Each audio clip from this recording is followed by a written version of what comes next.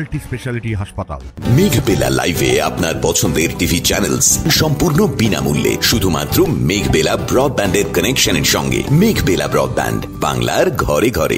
শনিবার পালিত হলো মহরমের 40। ইসলাম ধর্মাবলম্বীদের কাছে বিশেষ তাৎপর্যপূর্ণ এই দিনটি মহরম মাসের 40 দিন পরে পালিত হয়। শিয়া সম্প্রদায়ের মধ্যে এটি চেহলুম নামেও পরিচিত। 40 উপলক্ষে দুপুরে চুচুড়া ইমামবাড়া থেকে বের হয় শোকযাত্রা, মাতম ও মর্শিয়া পরিবেশিত হয়। ধর্মপ্রাণ মানুষেরা আল্লাহর দরবারে শান্তি, সৌভ্রাতৃত্ব ও মানব কল্যাণের প্রার্থনা করেন। দেখুন, ইসলাম ধর্মের রীতি অনুযায়ী এটা আমাদের ইমাম হুসেন আলাইহিস সালাম তার পরিবারবর্গকে নিয়ে মহরমে আশুরার দিন কারবালা প্রান্তরে শহীদ হয়েছিলেন।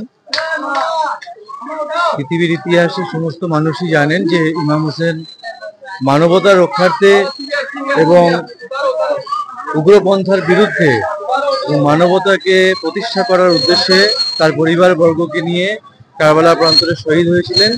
এবং ইসলাম ধর্মের রীতি অনুযায়ী যে কোনো মানুষ মারা যায় বা শহীদ হয় তাদের উদ্দেশ্যকে স্মরণ করে তার 40তম দিনটাও পালন করা হয়। আজকে হচ্ছে সেই 40। এই 40 আমাদের মহরম যেমন হুগলি ইমামবাড়া থেকে হয়েছিল, তেমন ভাবেই 40ও হুগলি ইমামবাড়া থেকে বহু মানুষের সমাগমে 40 পালন করা হচ্ছে।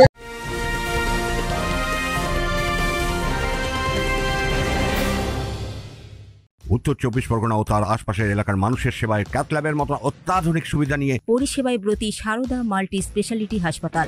একই ছাদের তলায় মানুষ সাধারণ চিকিৎসা থেকে শুরু করে 24 ঘন্টা cath lab, MRI, CT scan, এনআইসিইউর মতো সুবিধা এবার থেকে পেয়ে যাবেন সারদা মাল্টি স্পেশালিটি হাসপাতালে। প্রয়োজনে যোগাযোগ করুন 033-2592-0730, 2593-0730, 2593-3562 ও 9331275635 নম্বরে। আমাদের ঠিকানা royal park, Kalyani express way, Barrackpore, Kolkata 7,01,021। Sarada multi speciality হাসপাতাল, পরিষেবাই হোক আমাদের মূল লক্ষ্য।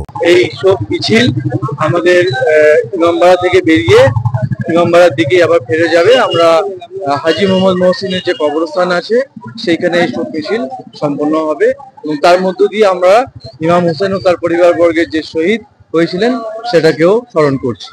দেখুন, মূল উদ্দেশ্যটাই হচ্ছে যে তাদের যে বলিদান, আত্মবলিদান, সেটাকে স্মরণ করা।